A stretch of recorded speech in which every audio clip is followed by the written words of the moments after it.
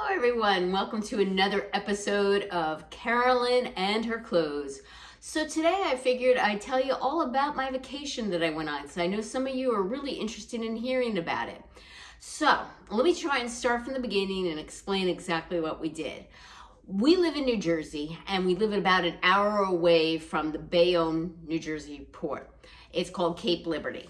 We took the Celebrity Silhouette on a 12-night cruise going to Halifax, Nova Scotia, St. John's, Newfoundland, and Greenland.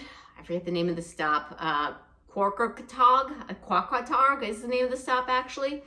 And then from there, we went, and excuse my pronunciations on these, Akureyri, Iceland. And then from there, we went to Izvador, Iceland, and then to the capital, Reykjavik, okay? And again, excuse my pronunciation, I'm butchering it.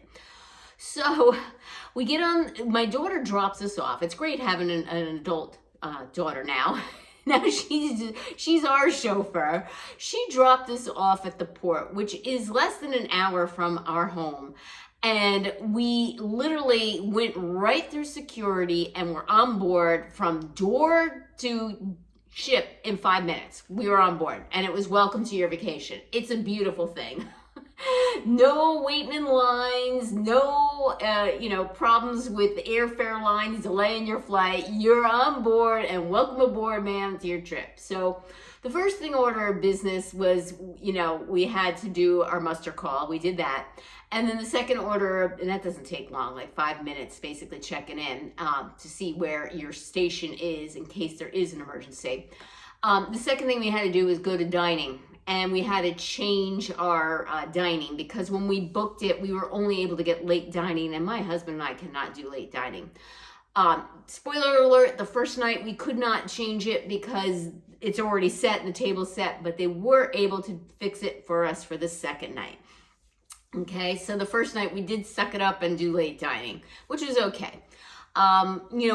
After that, we ended up going to the fitness center and I signed up for extra fitness classes. Now that's one thing about both Celebrity and Royal. They kind of nickel and dime you on a lot of their things on the ship. And extra fitness classes, yoga, Pilates, HIIT classes, the bike, they're all extra. And I have to say, the particular ship I was on, I was kind of disappointed in the classes. They offered yoga and they offered HIIT and then they offered cycling. And I'm not much of a cycler. I don't like the hard seats, so I had to pass on that.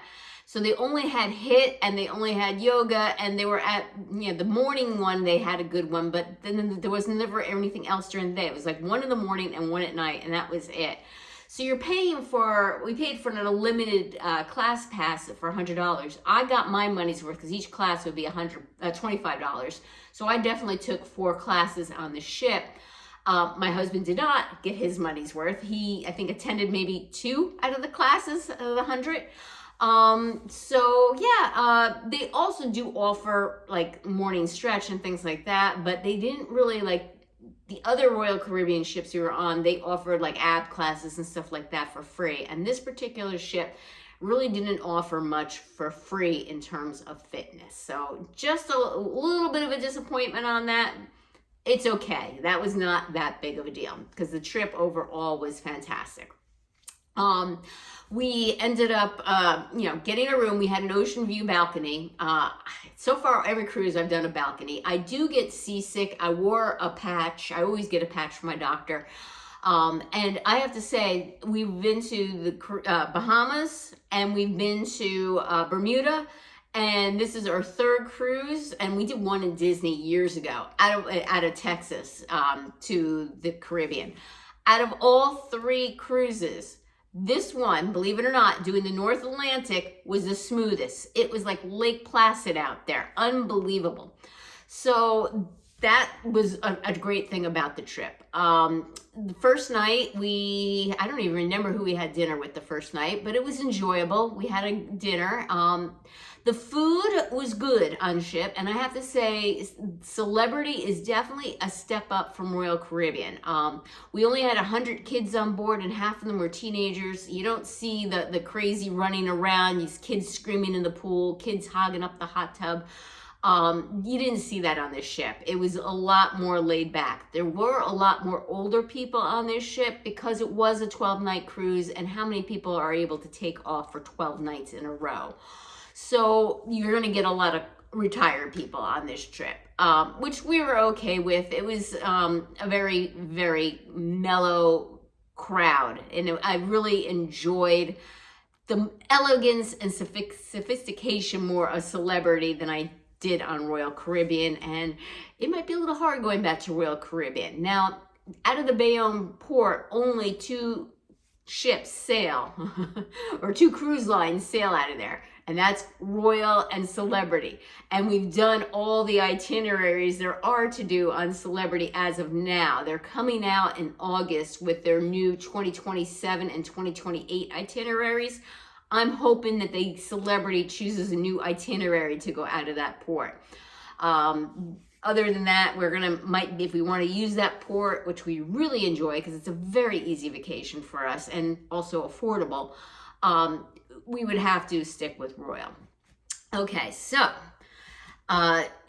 every day I would get up early and I would do a 7 a.m. morning stretch, and whatever activity class after that I would do. The next night we ended up getting early dining, and we ended up at a table with 2 lovely couples. One of them, my husband hit it off really well with them, and me as well with the wife.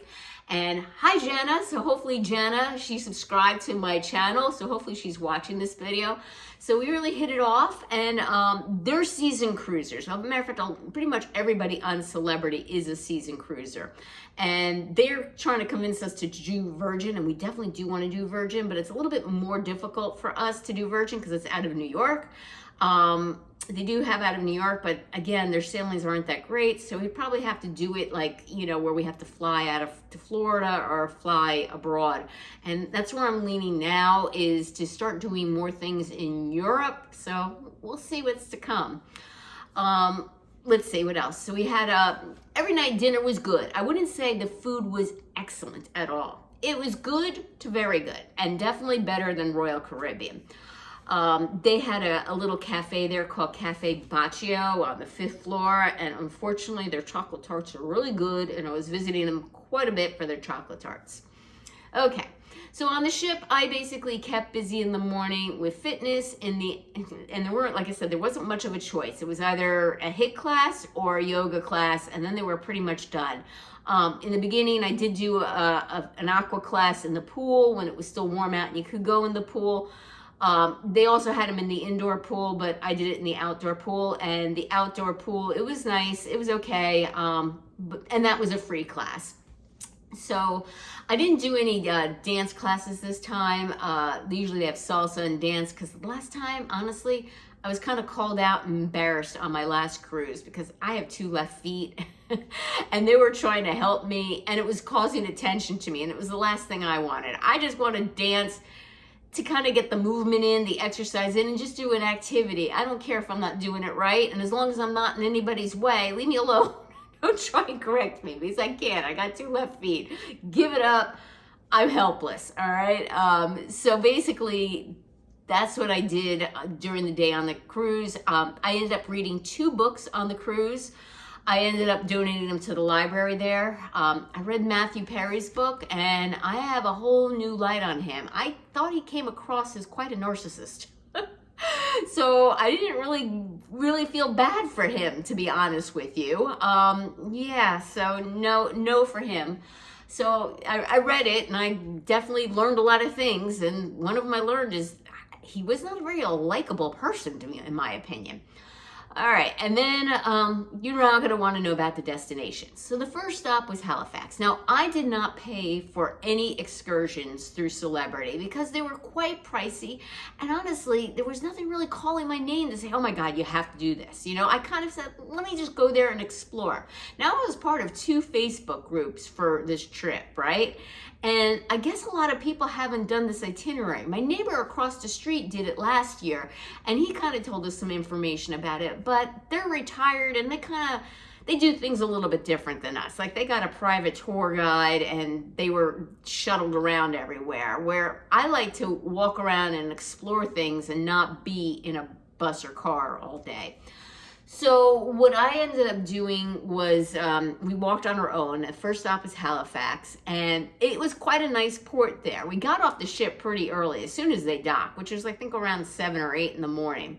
And we walked the whole dock, and it's quite large, and they have shops and restaurants. Most of them weren't open, but you got an idea of what the port was like. And then we took a walk into town, and then we took a walk up a hill. And up at the top of the hill was the Citadel. And they ended up doing a private tour, and I got a bit of a history lesson going through the Citadel. So here I am, didn't pay a dime for this excursion, did it on my own, I'm getting a free tour, and believe it or not, Celebrity was shuttling people there to this tour and charging gosh knows who knows what, I don't need a bus to take me there. We walked, Granted, my husband and I are in good shape, and every day we were off the ship. We were more or less walking, 5 to 7 miles per day, depending on, which port we were in. And I learned, I did not know this, that during the American Revolution, that since the British won, oh my gosh, what am I talking about? Since the Americans won, the people that were loyal to the British escaped the colonies and moved into Newfoundland. I did not know this, and there is a huge Scottish influence in that area. There you have it. So I really enjoyed Nova Scotia oh my gosh. Again, it wasn't Newfoundland, okay? It was Halifax, Nova Scotia. Newfoundland was St. John's, all right? The next day, or 2 days later, we were back in Canada, this time in St. John's, Newfoundland, okay? That had like an Irish influence. I didn't quite get the whole thing on that, but it was very much Irish there. And unfortunately, we got off the ship early, and they didn't have much there in the port area. They did have a town, which is filled with pubs. And, maybe other than my husband having a local pub, we weren't interested in eating there at all because, we're eating on the ship. We paid a fortune on the ship, and we're getting free food on the ship. I just have no interest in paying for meals on land. Like I said, maybe my husband would want to try a local beer there, but it was in the morning, and obviously they weren't open, and he had no interest at that time. There were no shops really, per se. We looked all over, no shops, and we were walking around with Jana and her husband Sid. There was just not much to do. We walked through all the neighborhoods. I mean, it was a nice area, don't get me wrong. It had, things to do, but it wasn't that exciting. So, lesson learned, if you're ever doing this, I don't think in Halifax, Nova Scotia, you need to do a tour. If you go to St. John's, Newfoundland, I would do a tour, all right? I wouldn't go back to either of these places. It's nice. I'm glad I had to visit, but it's nothing I would say, oh my gosh, I have to go back to. But it was a nice experience. All right, back on the ship for 2 days, and we were supposed to go through Christian Sound, Prince Christian Sound, I think it's called. And from what I heard from my neighbor, it's supposedly spectacular, absolutely gorgeous. Unfortunately, they told us that there was some bad weather, and they were not confident in bringing the ship through there, so they were not going to bring the ship through. And that is unfortunate. So we ended up going just straight to Greenland from there. We did end up crossing the Arctic Circle, which is exciting. They ended up giving us our Blue Nose certificate. I've never heard of such a thing, but when they told us the night before, tonight we're crossing the Arctic Circle, I was just like, wow, to me that's exciting. I've never done anything like that. So I was excited to cross the Arctic Circle. It was nothing, there's nothing changes, it's just an imaginary line, but it's an exciting experience. Greenland. Now, I had read online and heard about this, that Greenland is known for their bugs, their mosquitoes, and their midges. So I knew in advance, I purchased mosquito nets and off wipes, all right? Deep woods off. So we actually had to be tendered to this port, which we made the mistake and we did not go downstairs to get on the tenders until about 10 o'clock.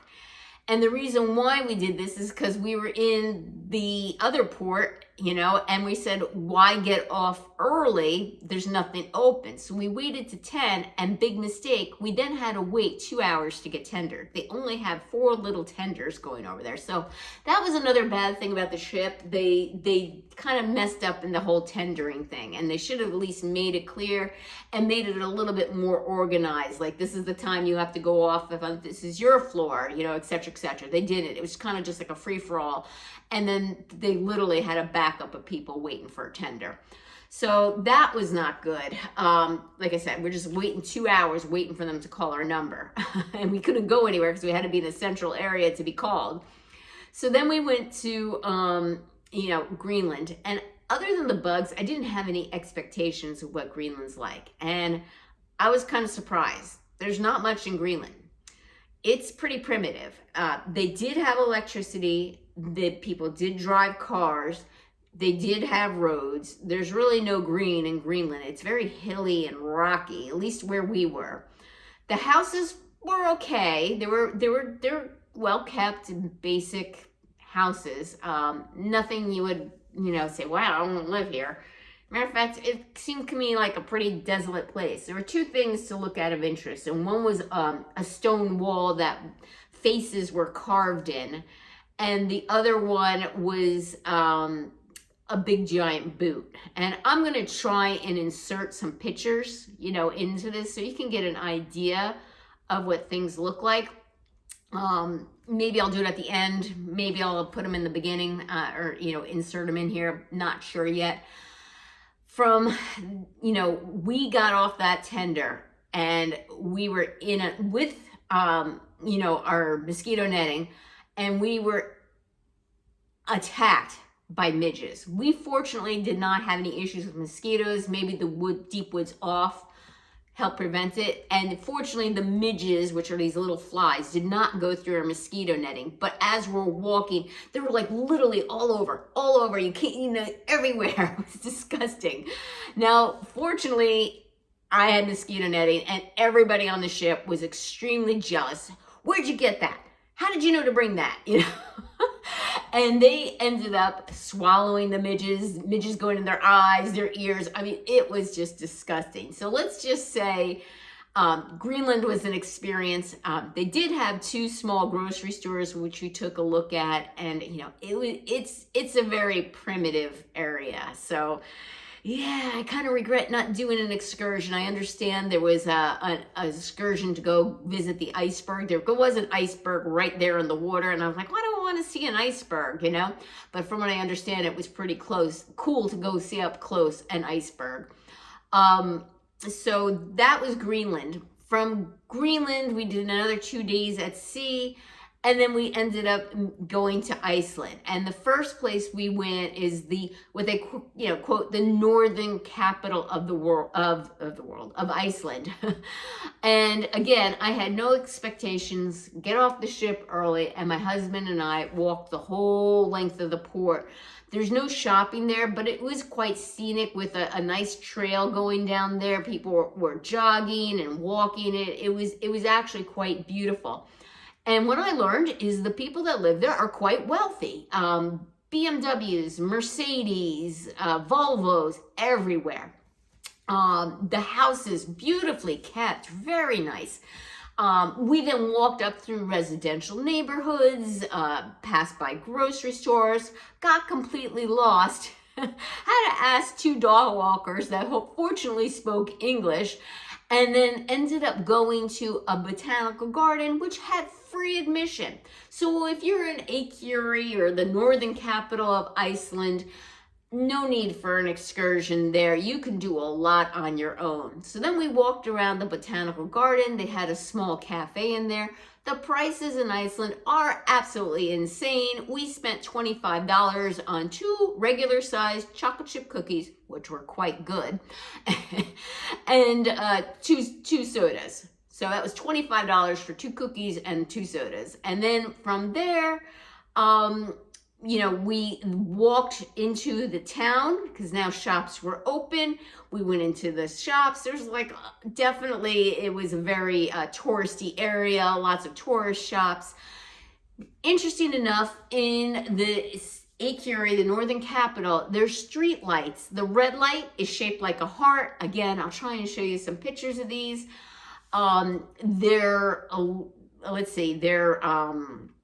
They're big time knitters. When you're in a grocery store, even the grocery store has knitting supplies. Their fashion, you're going to want to know what their fashion was. Well, their main brand that they have there is 66 North, which I believe 66 indicates the latitude line, if I'm not mistaken.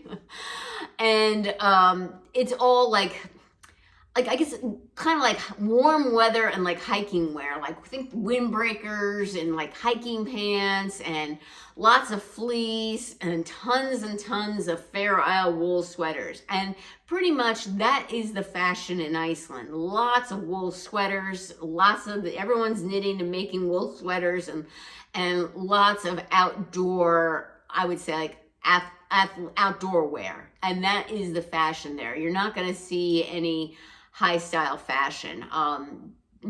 It's practical for the weather that they have there.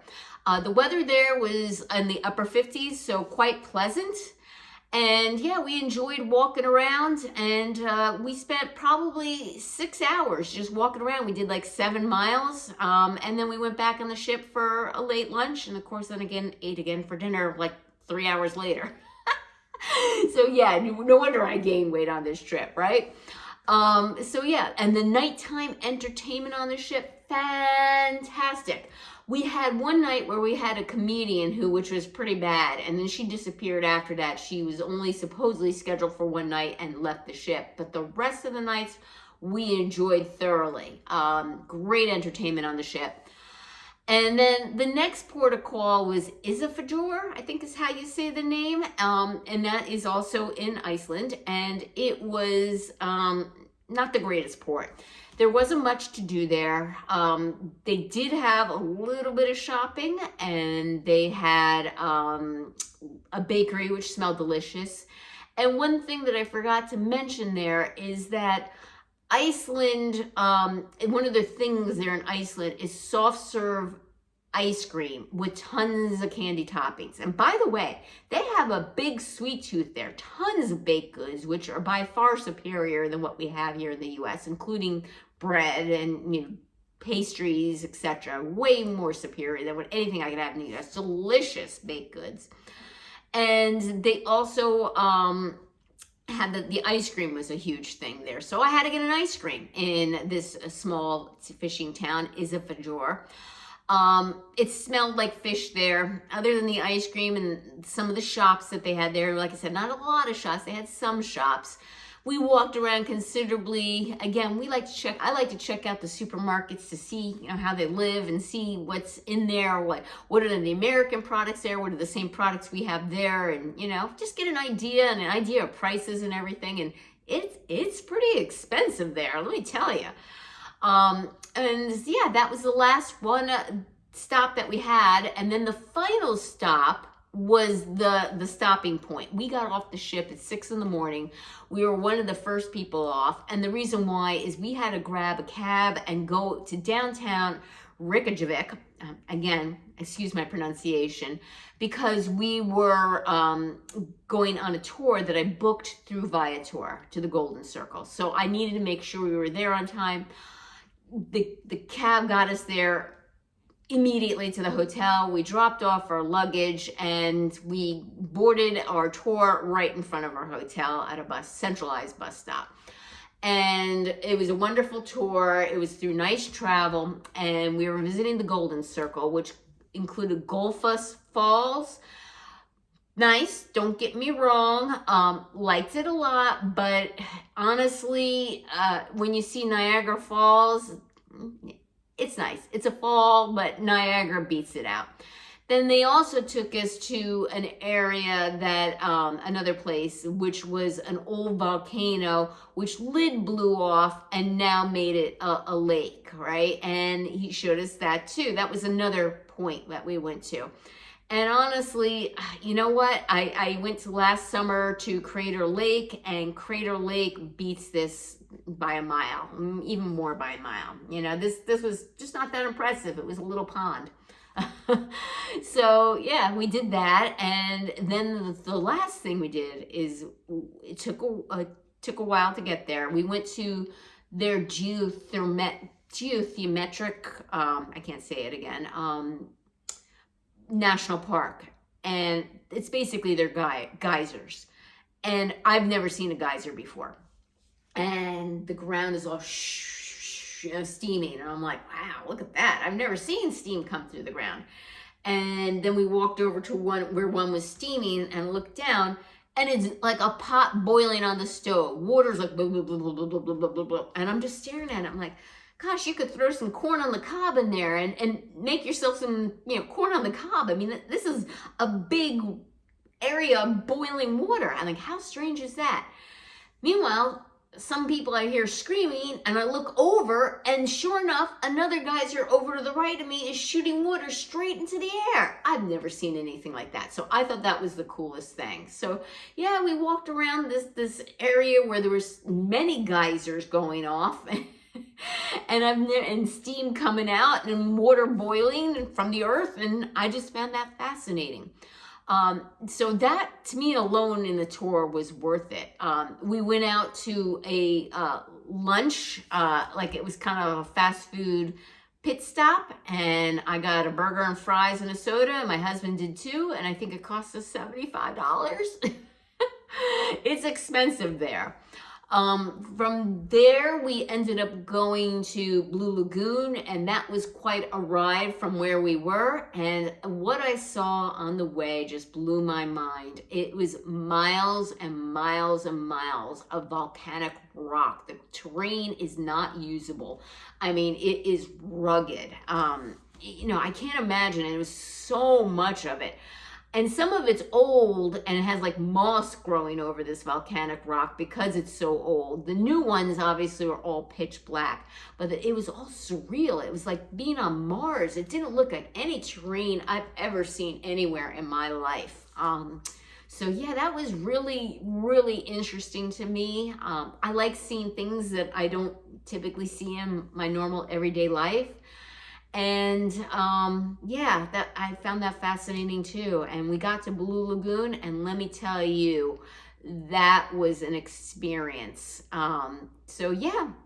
Oh, and one of the things our tour guide told us is that 30% of Icelanders believe in trolls. Those little critters, and they're the ones that take your socks from you out of the dryer type of thing, and things like that. But apparently they believe in trolls.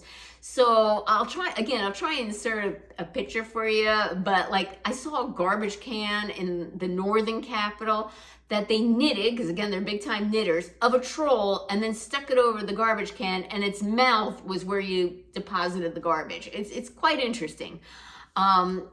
Overall, Iceland is very wealthy. The bulk of people that live in Iceland aren't from Iceland, I learned. So Iceland was originally from Norwegians, the Vikings. So I naturally got a keychain, which I'm going to use as a Christmas ornament, of a Viking holding an ice cream cone. That was one of my souvenirs. And the other souvenir, of course, I got a little troll that I'm going to hang from my Christmas tree. So, those things are kind of just like unique to Iceland. And I like to have these things. So every year when I take out my Christmas ornaments, a smile comes on my face remembering that trip. So that's kind of like my thing to do.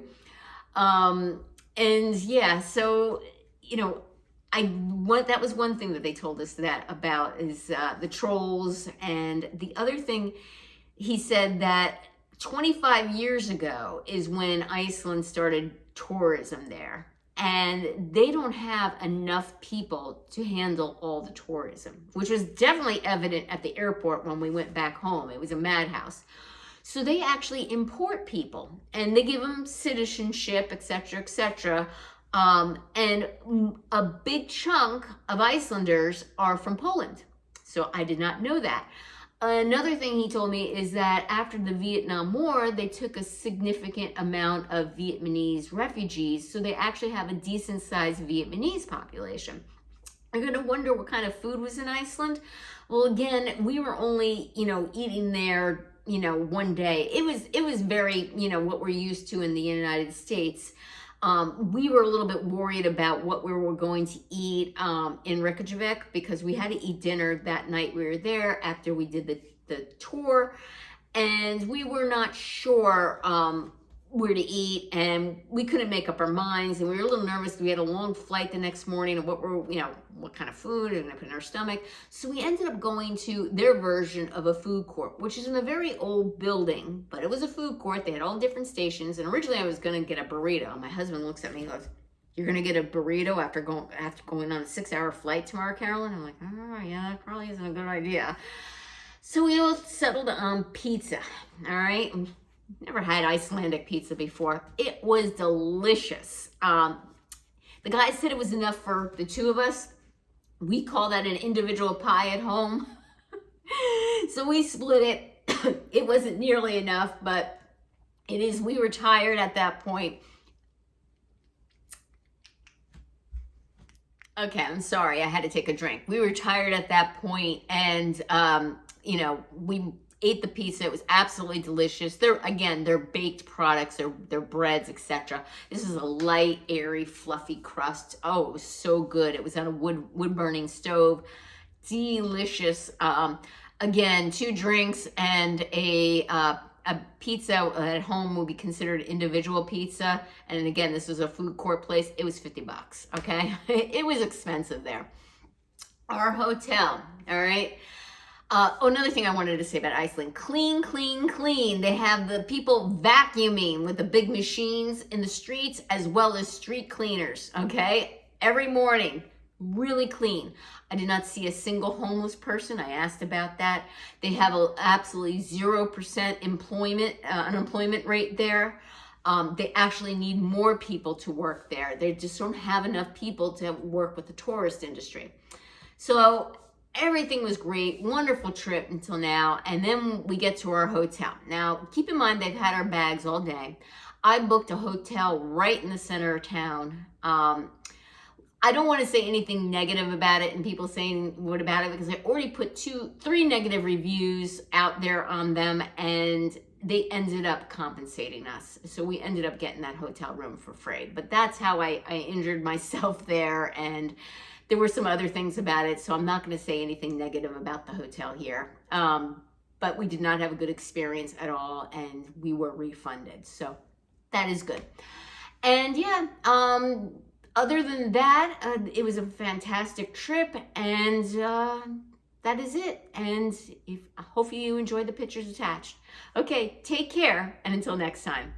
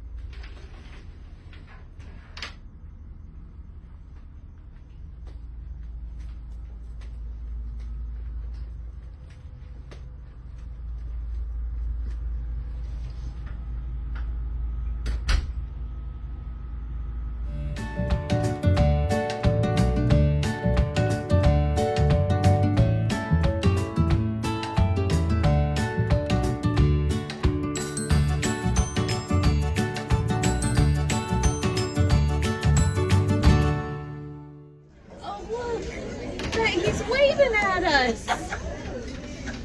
They're very smart. I don't think he's going to see you, but they're very smart. I can wave at him though. That was a good movie. I missed him. Come on out again, buddy. Come on, There he is. There he is. Oh,